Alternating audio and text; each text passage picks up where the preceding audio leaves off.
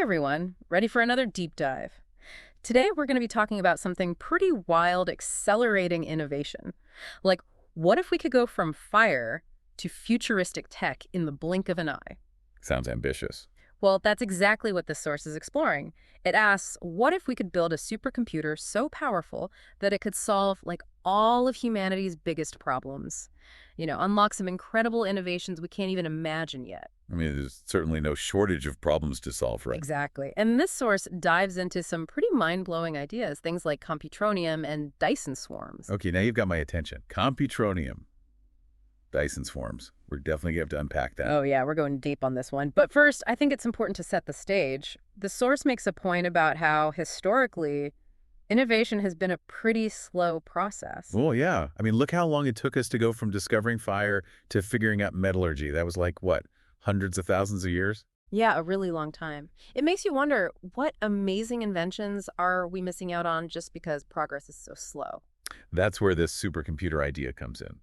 The source calls it a superintelligence, actually. This thing would be able to tackle complex problems and come up with solutions way faster than we ever could. So we're talking about revolutions in medicine, energy, space exploration. Potentially all of that and more. But let's get down to brass tacks here. How do we actually build this Uber computer? Right, because this thing sounds massive. Massive is an understatement. The source describes a computer that could be the size of the moon, maybe even a whole planet. And the key is something called Computronium. Okay, gotta admit, I'm not familiar with that one. What is Computronium exactly? Imagine the most efficient computer material imaginable, like Yeah. squeezing every ounce of computing power out of every single atom.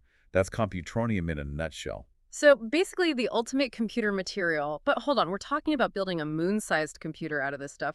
How would we even begin to do that? Like, where would we get the materials? Well, the source does mention mining asteroids. It's not exactly a walk in the park. Definitely not. And then what about powering this thing? It would take an insane amount of energy to run a computer that big. You're thinking in the right direction. And the source actually proposes a solution for that.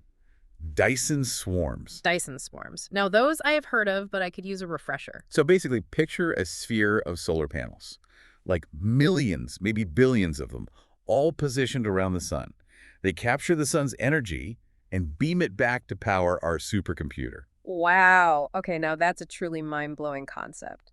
But even if we could build this thing, how would we even interact with it? It's not like we'd have a giant keyboard and mouse, right? Nope, no giant keyboard. The source talks about custom interfaces that would let users tap into the supercomputer's power. It even mentions brain-computer interfaces, BCIs for short. Wait, BCS, like plugging our brains directly into the computer? That's getting into some serious sci-fi territory. It might sound like science fiction, but it's a real area of research, and the implications are huge. Imagine a world where knowledge is instantly accessible, where we can collaborate with the superintelligence on a whole new level. Okay, that's a lot to process. So we've got this incredibly powerful computer potentially plugged into our brains, but how do we even begin to teach something like that? What would it learn from? Well, the source suggests using simulations. Incredibly detailed models of the universe, human brains, whole societies, you name it. We could even share our own experiences and knowledge directly through those BCIs, helping shape how this superintelligence develops. So we'd be creating a digital mirror of humanity, helping this thing understand who we are and what we're all about. But that brings up another question. Isn't there a risk in creating something this powerful? Like, what if it gets out of control? It's definitely a question we need to consider. The potential risks of a superintelligence are something we can't ignore. But that's a discussion for another time. All right, I think that's a good place to take a break. We've covered a lot of ground already, from the slow crawl of historical innovation to a planet-sized supercomputer that we might even be plugging our brains into. It's a lot to take in. It is. But we're just getting started. We'll dive into some of the specific applications and challenges of building this thing next time. All right, welcome back. So last time, things got pretty wild. We were talking about this supercomputer, maybe hosting a superintelligence, running simulations of brains, maybe even being the world's ultimate cloud computer. It's a lot to wrap your head around, that's for sure. No kidding. But one thing that really caught my attention was how this supercomputer could completely change the way we do science. The source talked about using it to run simulated experiments, calculations, stuff that's basically impossible with our current technology. Oh yeah, that's a huge part of it. Yeah. Imagine, instead of doing experiments in a lab, we could create virtual labs inside this supercomputer. run simulations at warp speed. So no more beakers and test tubes. We're talking about running experiments in a digital world. Essentially, yes.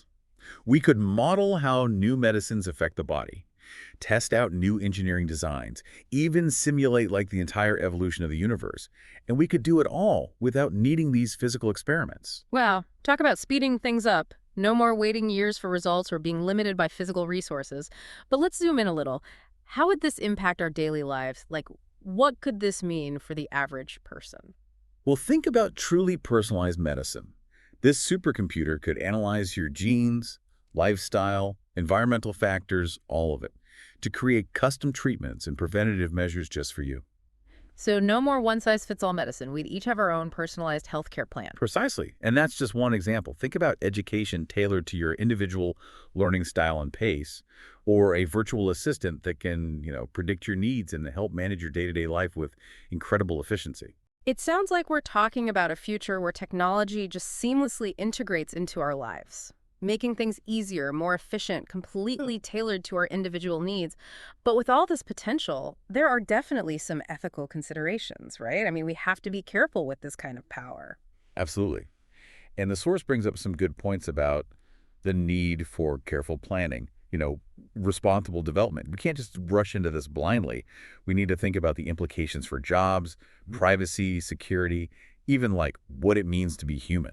So it's not just about the technology itself, but how we use it, who controls it, all of that. Exactly. It's crucial to ensure equal access and, make sure the benefits are distributed equitably. We don't want to create a world where this technology just widens the gap between the haves and have-nots. It's a lot of responsibility. But okay, let's get practical for a minute. Building this supercomputer, this thing that's bigger than anything we've ever created, how do we even conceptualize a project like that? It's a monumental undertaking, no doubt.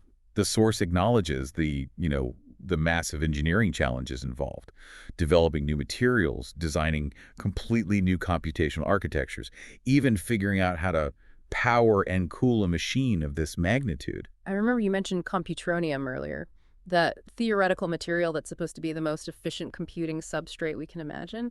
Is it even possible to create something like that with what we know now? That's the billion-dollar question. Yeah. The source throws out some possibilities using biological or artificial neurons or even wilder stuff like photonic switches.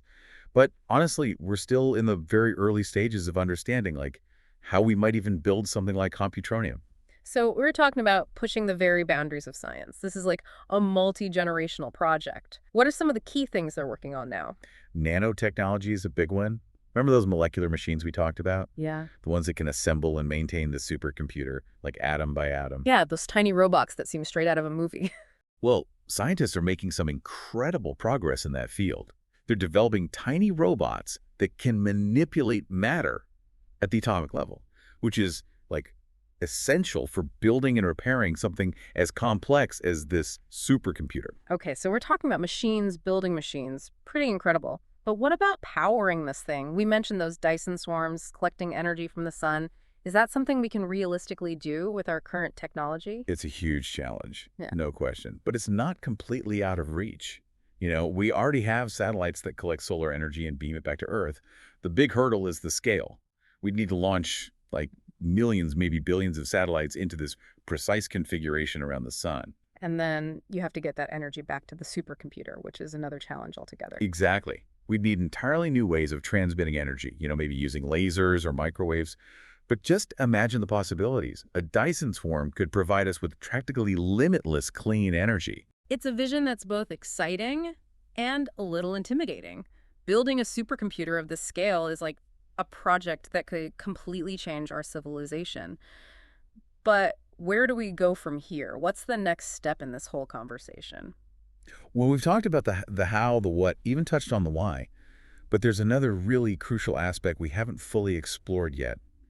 The impact this technology could have on society as a whole. The ethical implications. Yeah. Right. That's a big one. We'll have to dive into that next time. The potential challenges, the responsibility that comes with this kind of power. It's a conversation we can't afford to ignore. All right, welcome back. So we've spent the last couple of deep dives exploring this idea of a supercomputer, one that could potentially change, well, everything. But now it's time to talk about what all this means for us, for society, for the future of humanity. Yeah, it's easy to get caught up in all the cool tech and the possibilities. But we got to think about the impact this kind of power could have on the world. The source makes some really important points about responsibility, ethics, all those challenges we need to be ready for. Okay, so let's unpack that a bit. We touched on job displacement before. If this supercomputer can automate tasks and solve problems way faster than us, what happens to the workforce? It's a valid concern. And the source acknowledges that, yeah, some jobs will definitely be impacted as automation gets more advanced. But it also points out that new jobs will pop up, especially in areas related to AI. Development, maintenance, making sure these systems are working properly. So maybe it's not so much robots taking over, but more like a shift in what kind of skills are going to be valuable. Sounds like adaptability and lifelong learning are going to be more important than ever. Absolutely. We might see fewer jobs that are, repetitive or easily automated, but there's going to be a growing need for people who can work with AI, interpret the data it spits out, and make sure it's being used ethically, responsibly. Makes sense. But what about privacy? I mean, this supercomputer would have access to tons of data, personal information too, right? How do we protect people's privacy and make sure that data isn't misused? It's a huge question. And the source really stresses the need for tight data security, techniques to keep information anonymous, and clear rules around who can access and use that data. It's all about finding that balance, using data to benefit society without compromising people's rights. It's a tough balance for sure, using data for good, but keeping it private. Okay, so what about security on like a bigger scale? The supercomputer could be controlling things like power grids, financial systems. What happens if it breaks down? Or worse, what if someone hacks into it? Those are valid concerns, no doubt. The source talks about the need for backups, redundancies, ways to prevent things from totally crashing. Plus, constant vigilance against cyber attacks. I mean, we're talking about systems that impact everything. Energy, global markets, the whole 9 yards. A security breach could be devastating. We'd need a whole new level of cybersecurity. But let's zoom out even further here. What happens to our sense of self, to human identity? If there's a superintelligence out there, something that might be smarter than us in every way, will we still feel unique, valuable? That's a deep one. It really gets to the heart of what it means to be human. The source suggests that, yeah, superintelligence could challenge how we see ourselves. We might have to redefine what being human even means in a world where we're not the most intelligent beings anymore. It's almost like a mental Copernican revolution. Just like how we used to think the Earth was the center of the universe. Now, we might have to face the fact that humans aren't the pinnacle of intelligence. Exactly. But it's not necessarily a bad thing, right? Right. Some people think that working with a superintelligence could unlock all kinds of new potential for us. Breakthroughs in creativity, problem solving, maybe even how we understand consciousness itself. Just think about the possibilities. It's mind-blowing for sure, a whole new way of looking at the world. But let's come back to Earth for a second. What can we do as individuals to get ready for a future with supercomputers and superintelligence? I think the most important thing is to stay informed, stay engaged. We need to understand both the good and the bad that can come with these technologies. And we need to be part of the conversation about how they're developed and used. This isn't something that should just be left to the scientists and engineers. It sounds like we all have a responsibility here to be active participants in shaping this future, asking the tough questions, demanding transparency, making sure the people in charge are thinking about the ethics of all this. I completely agree. We got to make sure these technologies are used the right way for everyone's benefit, not just a select few. Well, we've covered a lot of ground in this deep dive.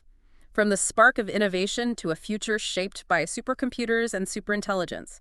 It's a lot to process, but it's a future we can't ignore. It's been a fascinating conversation. I hope this has given everyone some food for thought. And remember, this isn't the end. It's just the beginning. The future's happening right now, and we're all part of shaping it. So stay curious, keep asking those questions, and let's work towards a future where technology helps humanity and creates a world that works for everyone. Thanks for joining us for this deep dive.